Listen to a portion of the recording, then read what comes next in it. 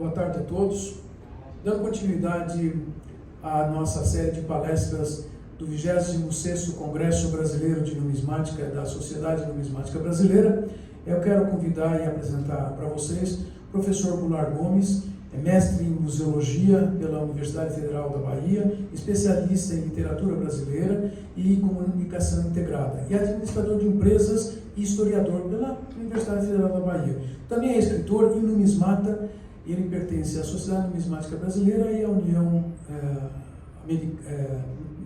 Numismática das Américas. Por favor, Goulart. Boa tarde a todos, muito grato aí pela presença. É sempre um prazer estar aqui fazendo apresentações para esse público tão especializado que são os associados da Sociedade Numismática Brasileira. O tema da nossa apresentação são as representações da independência do Brasil na numismática. Tá? Primeiro, destacar a palavra em representações. Quando a gente fala de iconografia, iconologia, de imagens nas cédulas, nas moedas, nós estamos falando de representações, de como essas personalidades são representadas. Porque nem sempre elas são exatamente o que aparecem, representadas nas imagens.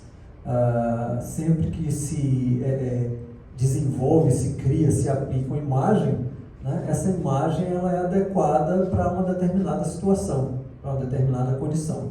Então, nem sempre a imagem reflete a realidade. É muito importante a gente destacar isso.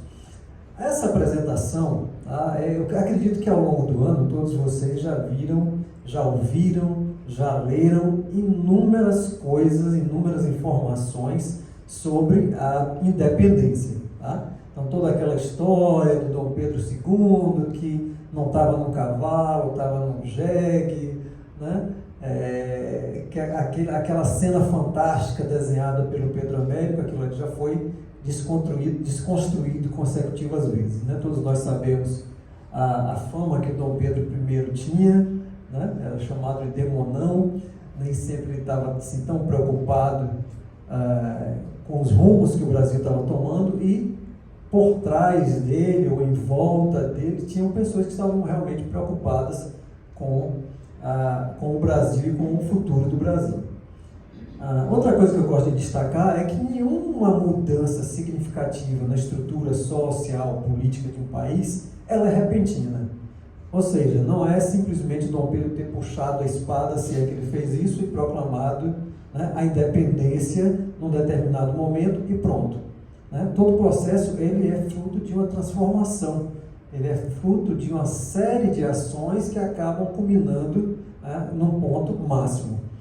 Então, em volta do que a gente entende como independência do Brasil, tem uma série de outros personagens que contribuíram para que ela acontecesse ou para que ela se sedimentasse, para que ela se fortalecesse. Tá? Então, nós vamos aqui falar de algumas personalidades, algumas personagens que nos discursos que nós temos visto a respeito da independência nem sempre são comentados, citados, retratados, e eu vou explicar por quê. Eu vou correr um pouquinho com essa apresentação, porque ela foi idealizada inicialmente para durar 1h15, 1h30, eu tenho aqui 45 minutos, então em alguns pontos eu vou correr um pouquinho, mas vamos deixar as perguntas para o final, caso haja alguma dúvida, nós respondemos, tá? Então vamos lá.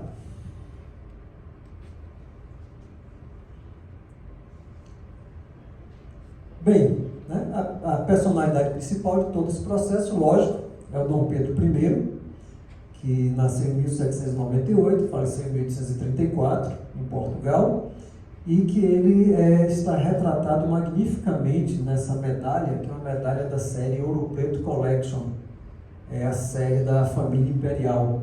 Tá? É uma medalha belíssima, para mim, uma das mais belas que retratam a figura do imperador. Nós vamos segmentar essa apresentação em 3 partes. Então, nós vamos ter as personalidades da independência nas cédulas, nas moedas e, por fim, nas medalhas. Tá? Veja bem, então dessas personalidades em torno da independência, a primeira que vai aparecer numa cédula, por incrível que pareça, é o José Bonifácio. Né? E isso é perfeitamente compreensível. Imaginem vocês que nós estamos aí no início da República, uma república que destituiu o velho modelo que era o Império. Então, quando essa cédula foi lançada, a de cima, em 1918, tinha apenas 11 com 18, 29 anos que a República tinha sido implantada.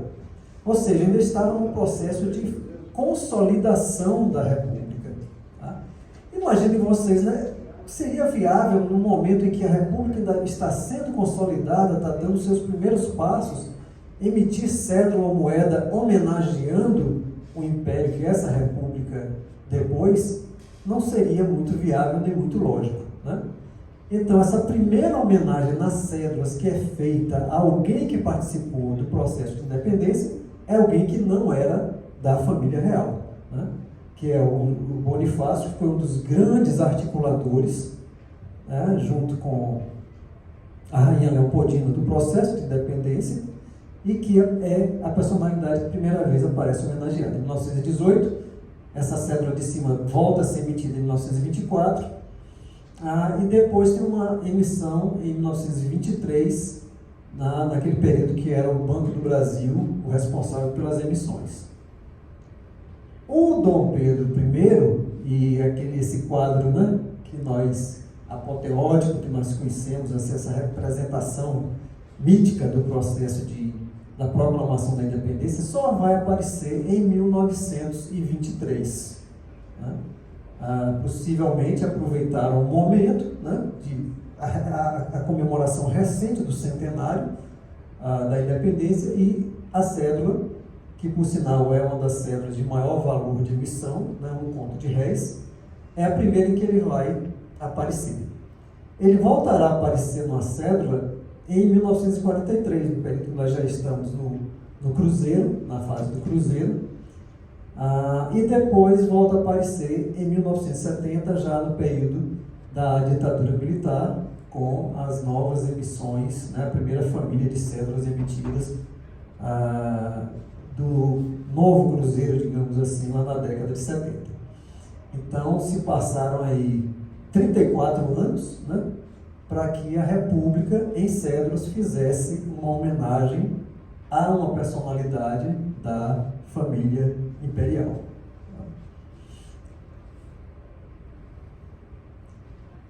Em 1964, é emitida essa cédula muito conhecida de 5.000 cruzeiros, que homenageia o Tiradentes. E aí você me pergunta, o que é que Tiradentes está fazendo aí? Tiradentes não participou do processo de independência do Brasil.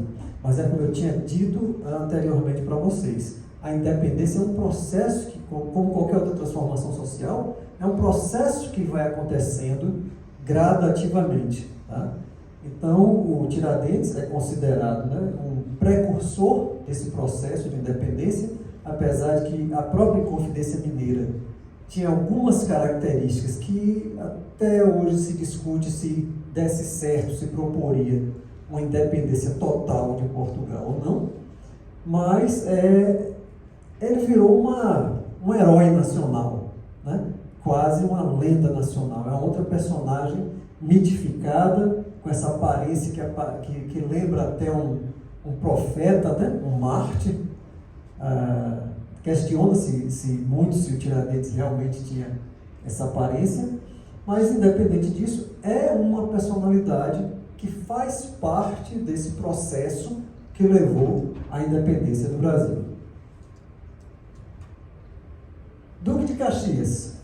Aí algumas pessoas podem dizer, peraí, Duque de Caxias na independência do Brasil, você não está um pouco deslocado, não? Não, de forma nenhuma. O Duque de Caxias é uma das personalidades mais incríveis da história do Brasil. Ele me lembra assim o Forrest Gump, aquele cara que estava na hora certa, nos lugares certos, né?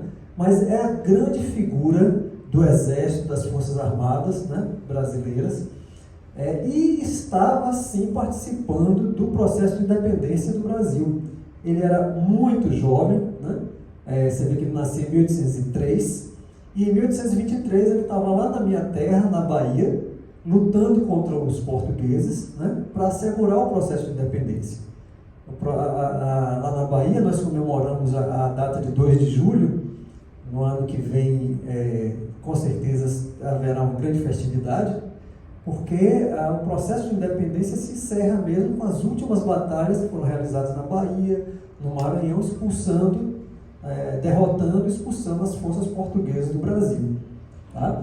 E o Duque de Caxias, muito jovem, o tio dele, que também se chamava Luiz, era um dos comandantes das forças brasileiras, né, contra os portugueses, e ele estava lá, né, com uma patente de oficial, lutando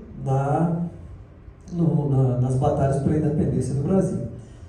E o Duque de Caxias ele volta a ser uma personalidade proeminente, né, na contenção do levante da Balaiada, na Revolução Farroupilha, na Guerra da Cisplatina, até a Guerra do Paraguai, né, que foi o ponto alto de atuação dele. E eu confesso para vocês, ele faleceu em 1880, né, tinha uma dedicação fortíssima à família imperial, e na minha opinião pessoal, eu acredito que se ele tivesse vivo em 1889, o processo de proclamação da República talvez não tivesse acontecido, porque ele era muito leal à família imperial, ele tinha uma ascendência enorme, né, sobre o exército brasileiro. Possivelmente isso teria sido postergado um pouco mais, mas ele faleceu em 1880 e em 1889, né, veio a proclamação da República. Então, é uma personalidade, sim, que tem tudo a ver com a independência do Brasil e com todos os principais confrontos em que o Brasil esteve envolvido. Agora a gente vai passar para moedas.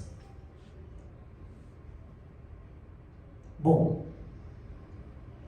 é lógico, né? A primeira peça que mais tem relação com a independência é a peça da coroação, né? Que acredito que a maioria de vocês já conhece toda a história da peça da coroação, que foi mandada, né, ser cunhada pelo próprio Dom Pedro. Poucas unidades foram feitas, né? Ele se desagradou da imagem dele na peça da coroação. Também me parece que o escudo não foi feito corretamente. O certo é que ele mandou destruir, mandou derreter essas peças, restando pouquíssimas unidades, né? Chegavam a nós até hoje. Pelas pesquisas que eu fiz, a última moeda dessa foi leiloada em 2019, alcançou a cifra de $108 mil. Tem uma que vai leiloar agora, um leilão em Portugal. Meu amigo Everton Vilarão aqui está dizendo que vai ser leiloada uma em Portugal aí, recentemente, com certeza vai ultrapassar essa cifra, né?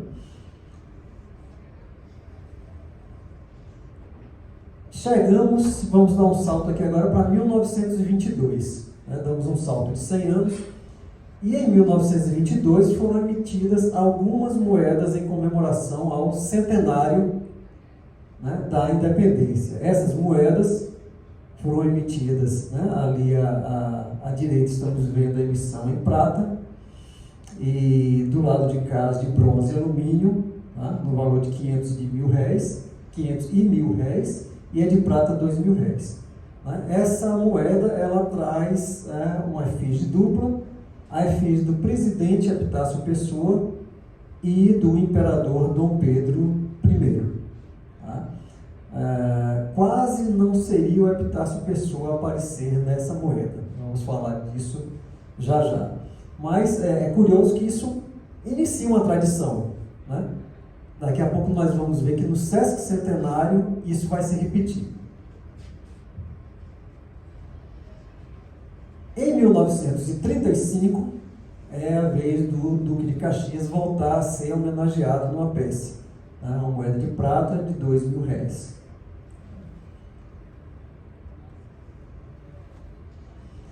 150 anos, Sesc Centenário. Tá? No Sesc Centenário foi emitida uma profusão de tipos de moedas diferentes, em vários estojos diferentes também. Então foi emitida a moeda de 1 cruzeiro em aço, a de 20 cruzeiros em prata, a de 300 cruzeiros em ouro e tem também uma em latão.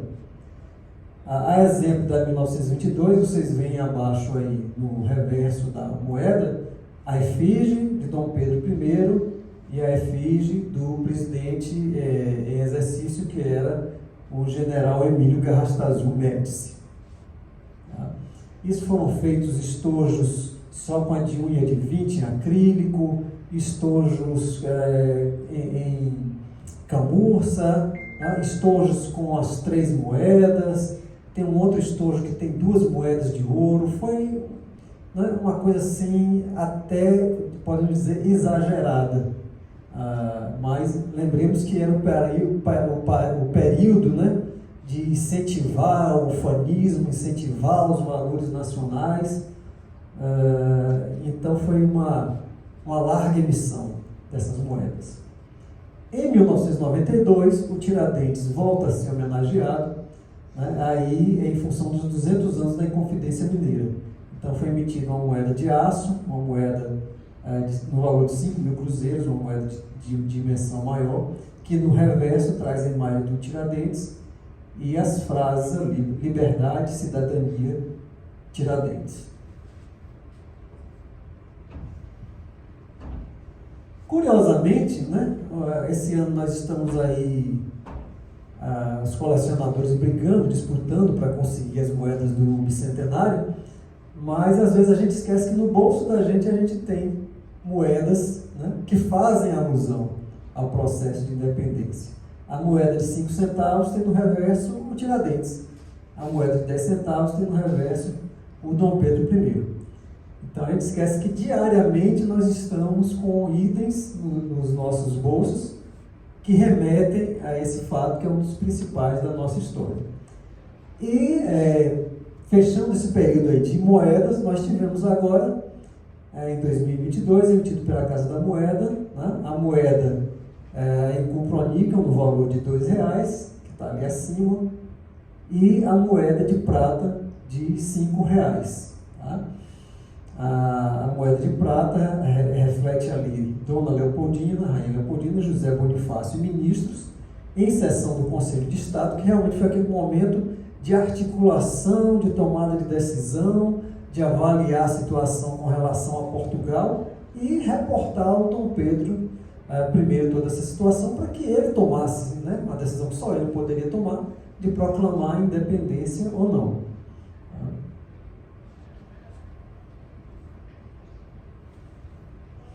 E agora vamos para a parte que eu mais gosto, que é a parte de medalhas, né? Como vocês provavelmente sabem, eu sou medalofilista. Eu prefiro a expressão medalofilista a medalhista, porque medalhista, na minha opinião, é uma palavra que já está semanticamente muito carregada. Ou seja, aquele atleta que participa de uma competição e ganha uma medalha é chamado de medalhista.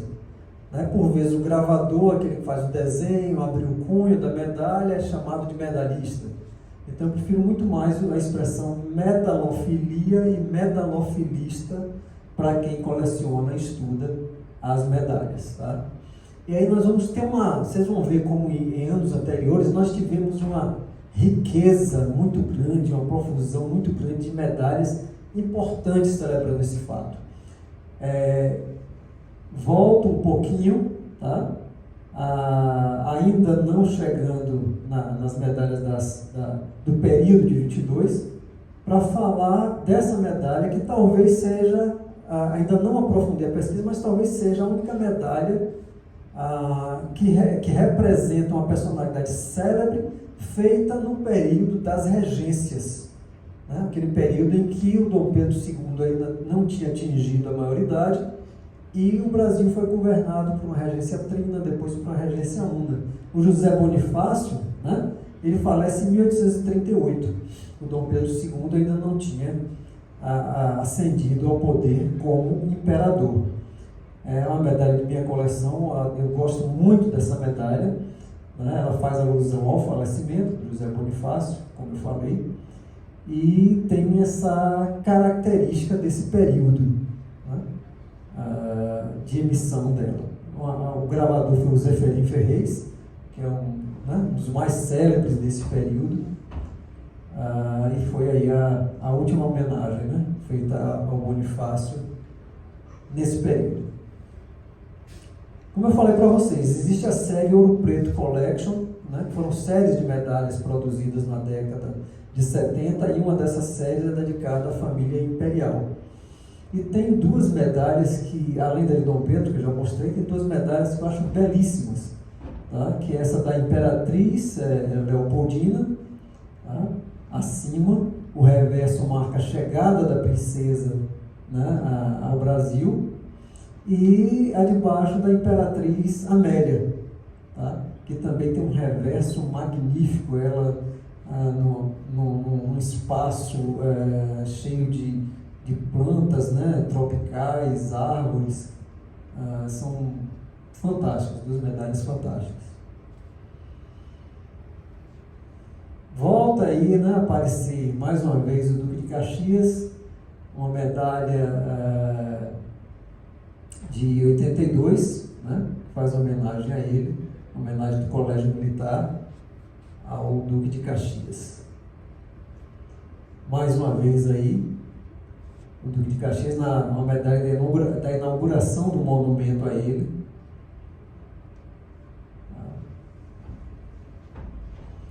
É a medalha de 1949. Essa é muito interessante, né? Porque ela é uma das poucas medalhas que homenageiam mulheres. Eu concluí um mestrado em museologia e a minha dissertação faço uma análise sobre a invisibilidade, a baixa representatividade de mulheres, negros e indígenas nas medalhas brasileiras. Algo que felizmente tem mudado bastante nos últimos anos. Mas ela é uma medalha de 1953 e até o século XX pouquíssimas mulheres foram homenageadas, tá? E a Maria Quitéria é uma personalidade famosíssima na Bahia, porque é uma mulher que se disfarçou de homem para poder se alistar como soldado e combater os portugueses nas batalhas pela independência lá na Bahia, tá? E só quando o Brasil foi vitorioso é que ela se revelou como uma mulher, e foi um fato tão extraordinário que ela foi condecorada pelo próprio Dom Pedro I. Ela foi ao Rio de Janeiro para ser condecorada pessoalmente pelo imperador.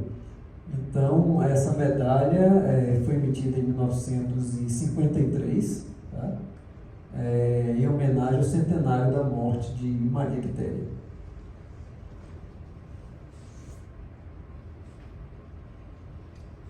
Inconfidência, mais uma vez homenageada ao longo da história e da numismática, é um tema que vai ser recorrente, vai voltar várias vezes à baila, e essa foi emitida em 1989 pela Casa da Moeda, tá? Curiosamente, né, à esquerda está, deixa eu fazer esse esclarecimento, à esquerda é que está o anverso e reverso da medalha emitida pela Casa da Moeda. A imagem que vocês veem do Tiradentes ali acima é uma outra medalha, tá? Uma outra imagem que já foi utilizada inúmeras vezes por diversos segmentos políticos e sociais, inclusive pelo antigo Partido Comunista Brasileiro. Também utilizava a imagem do Tiradentes como um herói nacional. Então, Tiradentes é pau para toda a obra, né? É um herói nacional, é o cara que foi contestador, revolucionário, né? Que tentou promover uma mudança social. Então, diversos partidos, segmentos, de alguma forma, em algum momento, tentaram associar os seus ideais a essa proposta libertária do Tiradentes. Vamos aqui agora para as medalhas do centenário da independência, as medalhas de 1922. Em 1922, foi emitida uma quantidade muito significativa de medalhas comemorando os 100 anos. Tá? Essas duas medalhas que estão aparecendo aí também foram feitas na década de 70, fazem parte de uma outra série da Ouro Preto Collection, que é a série de presidentes do Brasil, que é dividida em 2 blocos.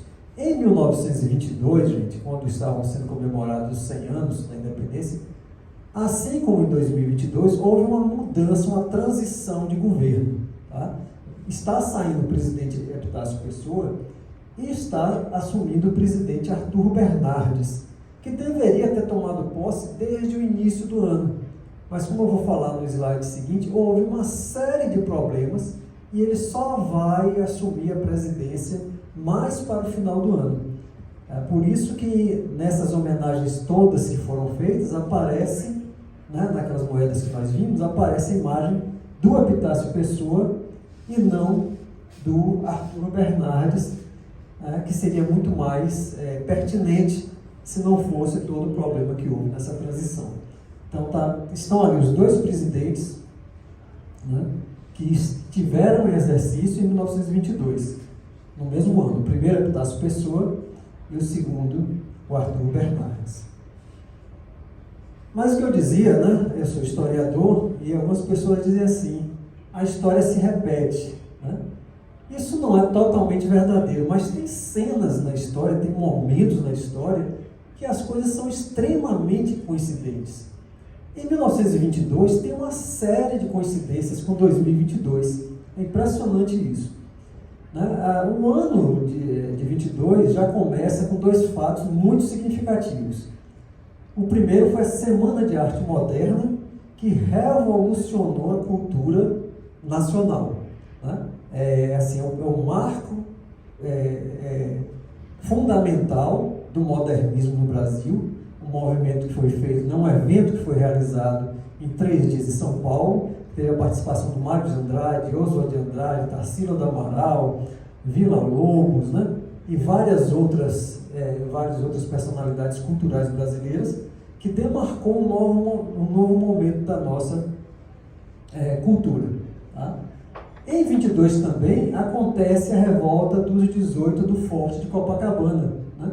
Que foi um grupo de militares, né, que propunha digamos assim, uma revolução, um levante, um protesto, que acabou, né, de uma forma desastrosa. Quase todos eles foram assassinados ao longo do percurso que eles fizeram andando, mas que teria uma influência muito forte em movimentos que viriam a seguir, como o tenentismo e a própria ascensão de Vargas ao poder em 1930. Tá?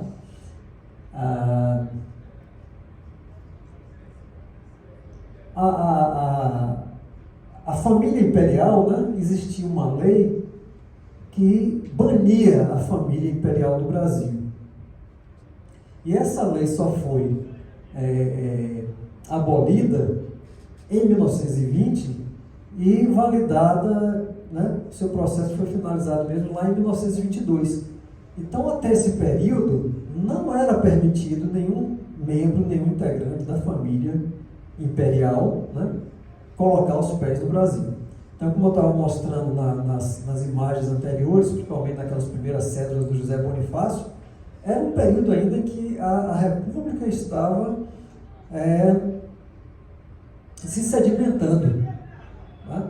Então, aquelas cédulas lá que nós vimos, né, do início do século XX, não poderiam, né, não deveriam, não seria prudente fazer homenagens a integrantes da família real. Tá? 1922 também é o ano em que é fundado o Partido Comunista Brasileiro. E aí, aqui no finalzinho, eu deixei esses 3 fatos aí para o final, porque o que é que acontece? A gente pensa que fake news é coisa do século XXI, né? E não é. Fake news sempre existiu, né? Só muda a forma como ela é veiculada.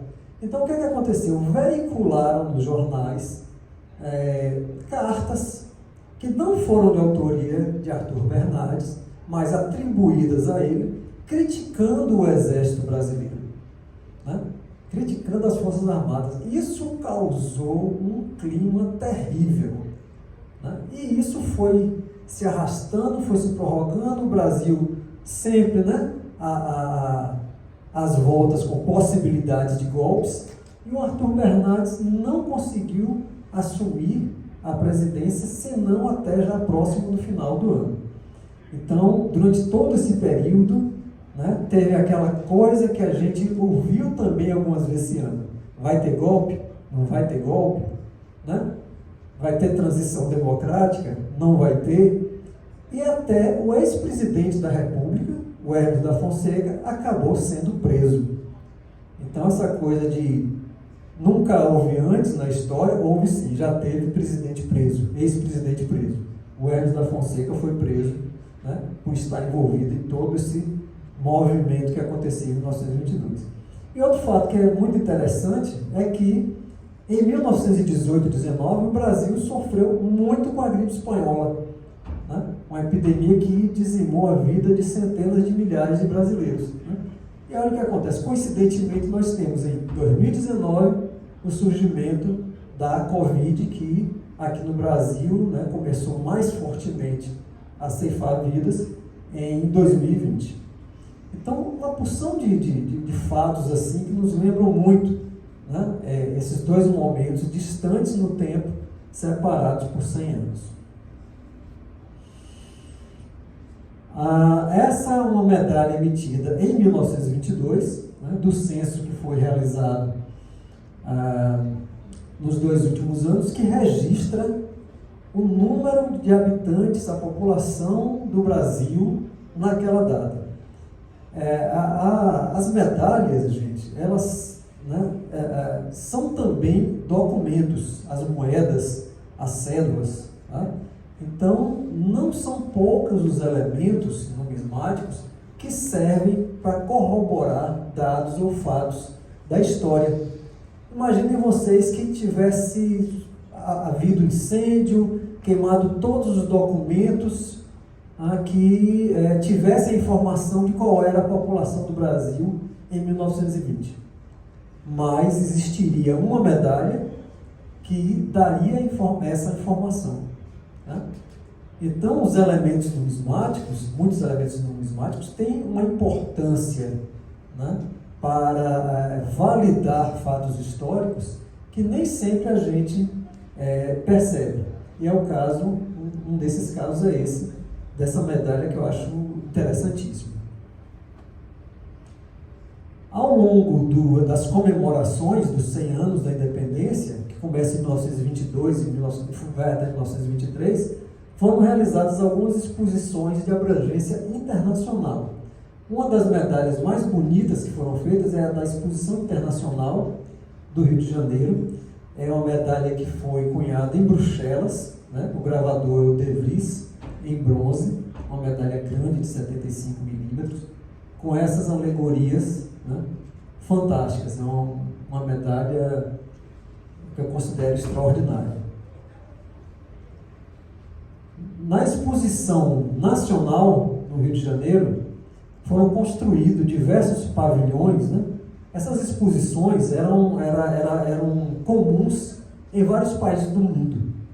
Tá? Organizavam exposições com pavilhões dedicados aos países visitantes, que podiam ali fazer mostras da sua cultura, da sua produção comercial, industrial, né, do seu desenvolvimento científico. Então o Brasil aproveitou o centenário para também fazer uma grande exposição, e foram construídos lá no Rio de Janeiro vários pavilhões para receber países homenageados. Então, essa é uma medalha que são, em verdade, 6 medalhas com o mesmo reverso e com versos diferentes. Eu só tenho 5 delas. Tá? Mas no reverso você tem a lembrança do primeiro centenário da independência, e na parte, né, no anverso, tem diversas representações. Volta a aparecer ali o José Bonifácio, né, tem o pavilhão dos estados. Então, uma série em alumínio, que até há muito pouco tempo era uma série muito barata, mas que eu acredito até que em função da comemoração do bicentenário, ela se tornou bem mais valorizada. Uma medalha feita pelo primeiro Congresso Nacional de Práticos, né? Apoiado pela Sociedade de Medicina do Rio de Janeiro, que também né, foi feita em homenagem aos 100 anos, né, ao centenário da independência.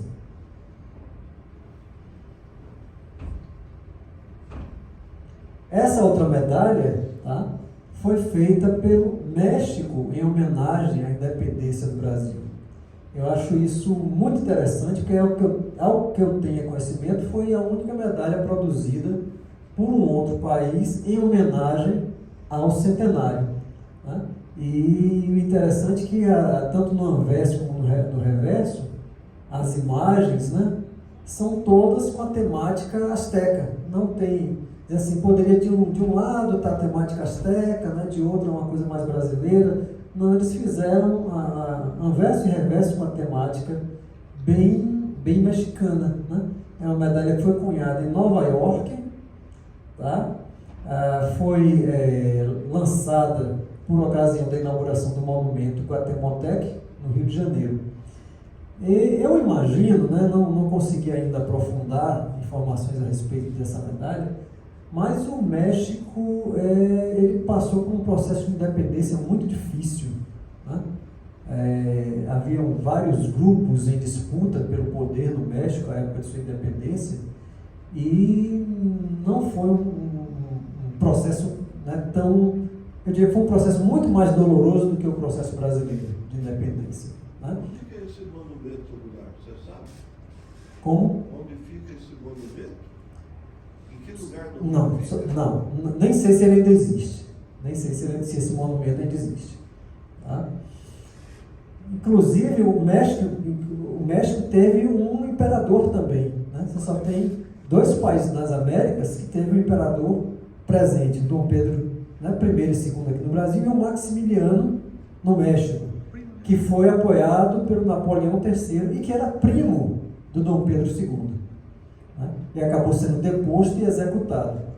Então, quando as pessoas dizem assim, que pena, o Dom Pedro II foi colocado para fora do Brasil, foi expulso, ele amava tanto o Brasil, eu digo, gente, não é o que acontece com a maioria dos imperadores que são depostos, a maioria deles é assassinada. O Maximiliano foi assassinado no México, né?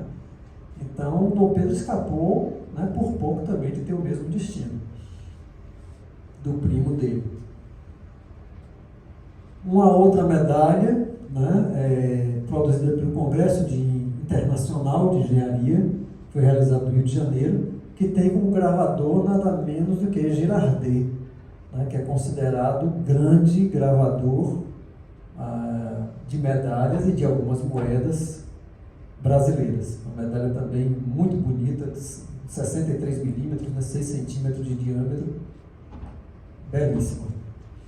Então vocês veem aí médicos, associações de médicos, de engenheiros, né, internacional, né, uma emissão internacional, então todo um movimento nacional em torno da celebração do centenário.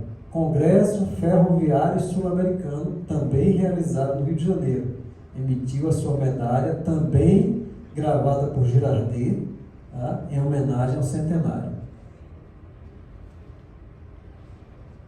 Essa também eu acho belíssima, também do Girardet. O Girardet teve muito trabalho em 1922, né?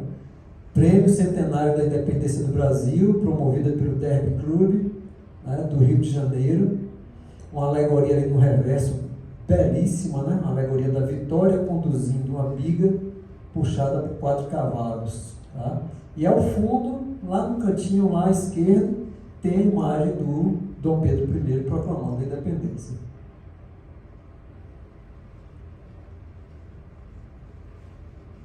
Vamos agora para o Sesc Centenário, os 150 anos da independência, 1972. Tem uma medalha emitida, né, em Portugal, ocorreram os 5º Jogos Desportivos Luso-Brasileiros. Tá? Também a medalha, ela tem uma série de comemorações, né, de celebrações nessa medalha. Jogos Desportivos, 50º aniversário da primeira travessia aérea do Atlântico Sul, 150 anos do Brasil e 400 anos de publicação dos Lusíadas. Né? Juntaram várias efemérides, 4 efemérides diferentes, e colocaram numa mesma medalha.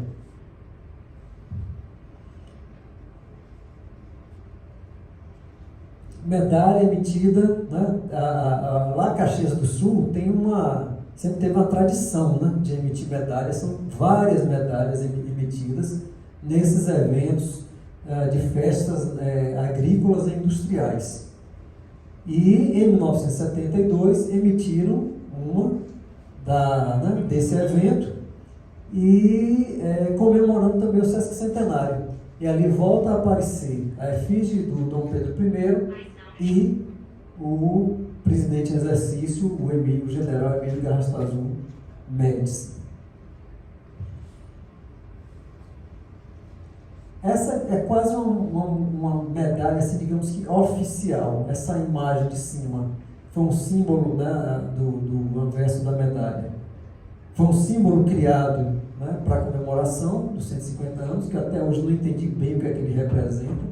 Parece uns arranha-céus, né, uma cidade futurista, uma coisa assim meio nebulosa.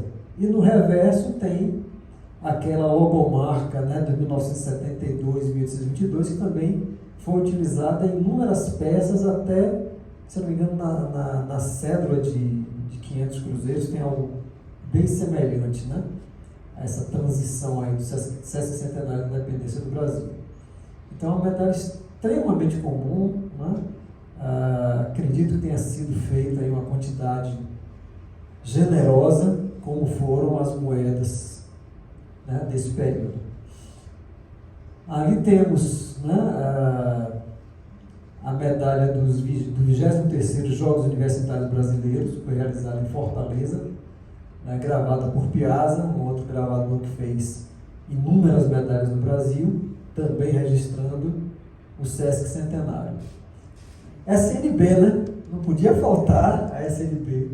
A SNB fez uma medalha belíssima, aquela que está à esquerda, tá?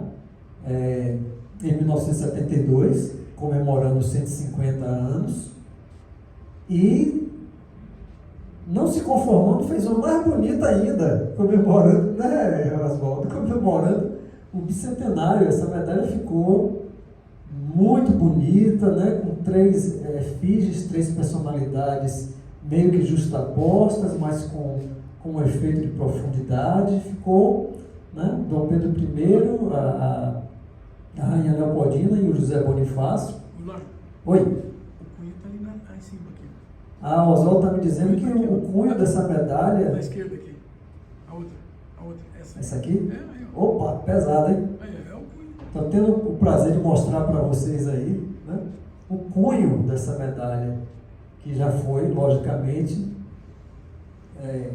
descaracterizado, né, para que não sejam produzidas mais medalhas depois, como é feito com todas as medalhas sérias. Então, meus parabéns aí para a SNB por esses trabalhos. Chegamos em 2022. Vocês viram, né, tudo que aconteceu nos 100 anos, nos 150, e a gente pode quase dizer tudo o que não aconteceu em 2022.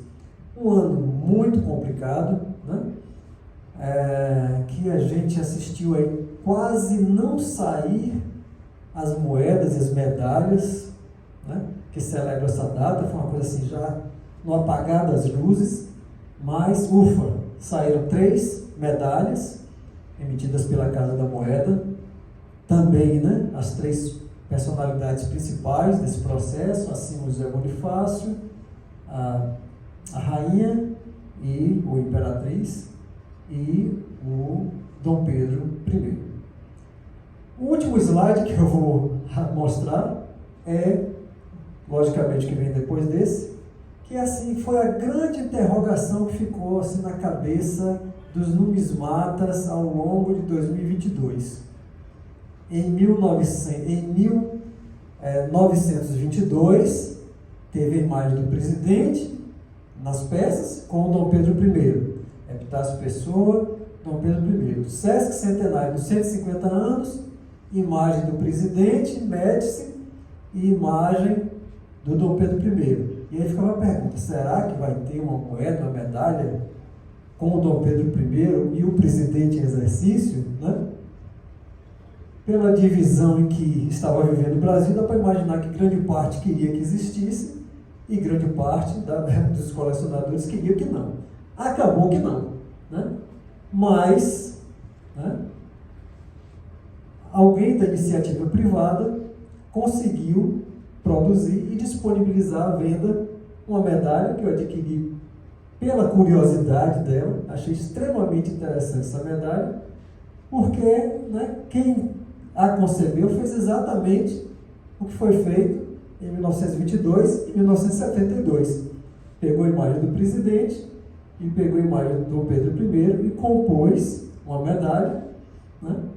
Está ali o anverso e no reverso, Independência ou Morte, Pátria Amada Brasil, 1822-2022, Deus seja louvado, ao centro ali, né, os brasões de Portugal e do Brasil. Então acabou que não foi sendo produzida pelos órgãos oficiais, mas alguém teve a ideia de fazer esse registro dessa forma aí, similar ao que foi feito, né, em 1922 e 1972. Era isso que eu queria mostrar para vocês, tá? GG Coleções, né, fazendo meu breve comercial aí, é a nossa loja virtual, que sempre temos medalhas e outras peças lá à venda, cédulas e moedas, e estou à disposição aí para as perguntas que vocês tenham, né? Como eu falei, ia ter que acelerar um pouco, isso não ia dar tempo de apresentar tudo, mas estou à disposição.